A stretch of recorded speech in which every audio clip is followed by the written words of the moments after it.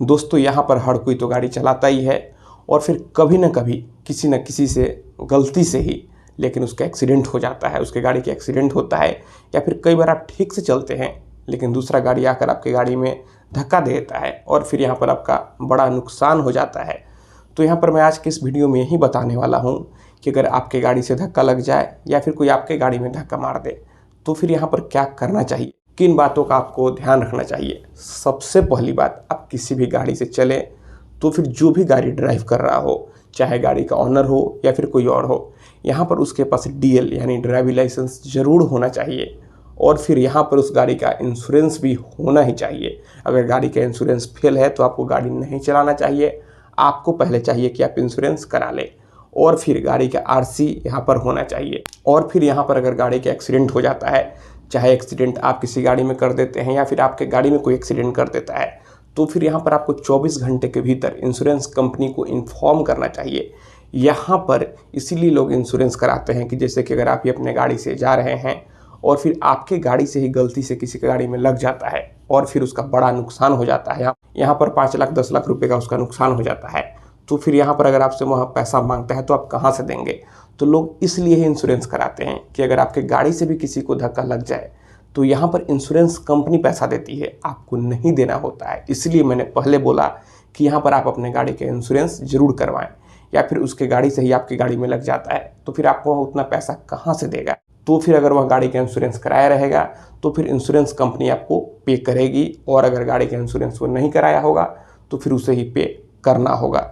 तो फिर यहाँ पर अगर आपसे किसी गाड़ी का एक्सीडेंट हो जाता है या फिर कोई आपके गाड़ी में नुकसान कर देता है तो फिर आपको इंश्योरेंस कंपनी को इन्फॉर्म करना चाहिए। अब आप इंश्योरेंस कंपनी को कैसे इन्फॉर्म करेंगे, आप जिस भी कंपनी का इंश्योरेंस कराए हुए रहेंगे उस कंपनी का जो कस्टमर केयर का नंबर होता है, आप उस नंबर पर उसी समय कॉल करके बात कर सकते हैं।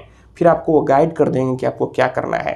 या फिर जो भी घटना स्थल है आपको चाहिए कि आप वहाँ का वीडियो बना लें, आप फ़ोटो शूट कर लें, ताकि यहाँ पर आपके पास प्रूफ रहे।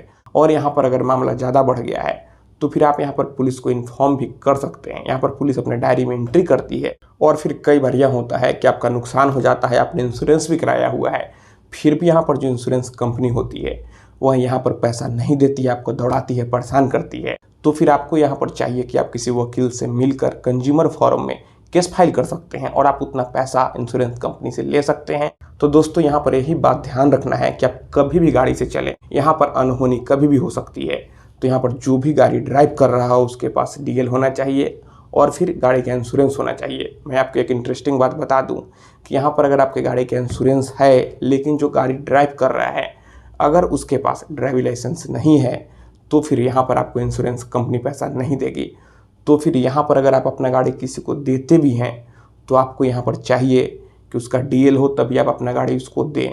और यहाँ पर गाड़ी का RC भी होना चाहिए। यहाँ पर 15 वर्ष के बाद अगर RC एक्सपायर हो जाता है तो फिर आपको उसे फिर रिन्यूएबल करा लेना चाहिए। और जैसे ही गाड़ी का कोई एक्सीडेंट होता है, कोई क्षति होता है, तो आपको बिना देरी किए हुए इंश्योरेंस कंपनी को इन्फॉर्म करना चाहिए। और फिर आपको घटनास्थल का वीडियो या फिर फोटोग्राफ्स ले लेना चाहिए ताकि यहाँ पर आपके पास प्रूफ रहे। कई लोग यहाँ पर पुलिस से बचने के लिए इंश्योरेंस बनवाते हैं।